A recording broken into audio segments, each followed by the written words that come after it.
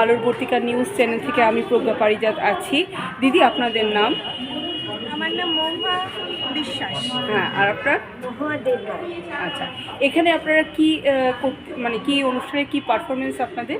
আমরা এখানে শ্রুতি নাটক করতে এসেছি আর কবিতা আবৃত্তি করতে এসেছি। আচ্ছা, অনুষ্ঠানটার ব্যাপারে আপনারা কিছু যদি বলেন, কেমন লাগছে এসে?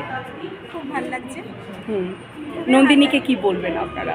নন্দিনীকে আমার তো এটা প্রথম, তাই খুব শুভেচ্ছা, অনেক শুভেচ্ছা অনুষ্ঠানটা করার জন্য, আমাদের ডাকার জন্য, এই জন্য অনেক শুভেচ্ছা। আচ্ছা, ঠিক আছে।